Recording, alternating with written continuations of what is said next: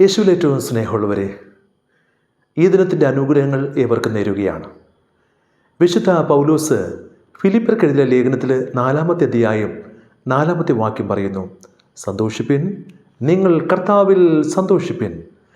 ജീവിതത്തിൽ സന്തോഷത്തോടു കൂടി ആയിരിക്കുവാൻ നമുക്ക് പരിശ്രമിക്കാം. കാരണം ജീവിതം ഒന്നല്ലേ ഉള്ളൂ.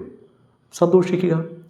സന്തോഷത്തോടു കൂടെ എൻ്റെ ഉള്ളിൽ ആ സന്തോഷം കുടികൊള്ളുന്ന പരിശുദ്ധാത്മാവാണ് സന്തോഷം നമുക്ക് നൽകുക.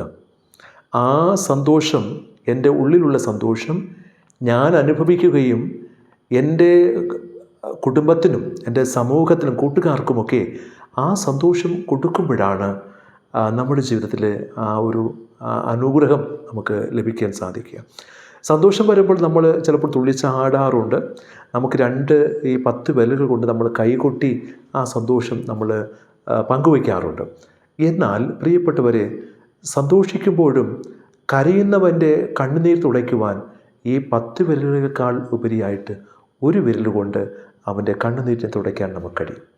അപ്പോൾ ജീവിതത്തിൽ 10 വിരൽ കൊണ്ട് നമ്മൾ കൈയടിച്ച് സന്തോഷിക്കുമ്പോൾ നിനക്ക് ദൈവം നൽകിയ ആ 10 വിരലുകളിൽ ഒരു വിരൽ കൊണ്ടെങ്കിൽ വേദനിക്കുന്നവൻ്റെ കണ്ണുനീര് തുടച്ച് കളയുവാൻ നമുക്ക് കഴിയുമെങ്കിൽ അതാണ് ഏറ്റവും ജീവിതത്തിൽ വലിയ അനുഗ്രഹമെന്ന് പറയുന്നത്.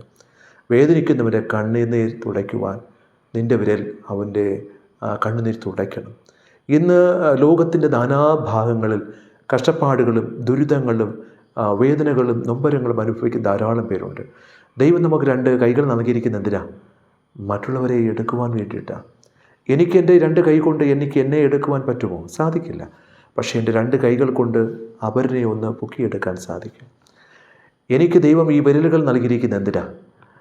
എനിക്ക് കൈകൊട്ടാൻ വേണ്ടി മാത്രമല്ല, അവരുടെ കണ്ണുനീർ തുടച്ചു കൊടുക്കുവാൻ ഒരു വിരലെങ്കിലും നമ്മൾ അവരിന് വേണ്ടി ഉപയോഗിക്കുമ്പോൾ അതുകൊണ്ടുള്ള ഒരു അനുഗ്രഹം അവൻ്റെ ജീവിതത്തിലുണ്ടാകും.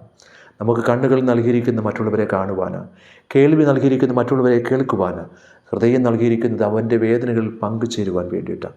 അതുകൊണ്ട് പ്രിയപ്പെട്ടവരെ, നമുക്ക് ഈ സന്തോഷം ഉണ്ട് എങ്കിലും ആ സന്തോഷം മറ്റുള്ളവൻ്റെ വേദനകളിലും അവൻ്റെ ദുഃഖങ്ങളിലും അവന് താങ്ങായി തണലായിട്ട് മാറുമ്പോഴാണ് നമ്മുടെ ജീവിതത്തിൽ ഈ സന്തോഷം കൊണ്ട് സന്തോഷത്തിന് അർത്ഥമുണ്ടാകുന്നത്.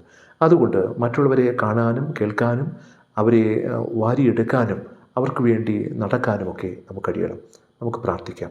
ഞങ്ങൾ അനന്തമായി സ്നേഹിക്കുന്ന നല്ല ദൈവമേ, വേദനിക്കുന്നവൻ്റെ കണ്ണുനീര് തുടയ്ക്കാൻ, അവൻ്റെ ഹൃദയത്തിനൊരു ആശ്വാസവാക്ക് പകർന്നു കൊടുക്കുവാൻ, അവനെ ഒന്ന് താങ്ങിയെടുക്കുവാൻ, അവന് വേണ്ടി ശുശ്രൂഷ ചെയ്യുവാൻ എൻ്റെ ഈ ജീവിതം കൊണ്ട് എന്നെ അനുഗ്രഹിക്കണമേ എന്ന് പ്രാർത്ഥിക്കാം. ആമേൻ.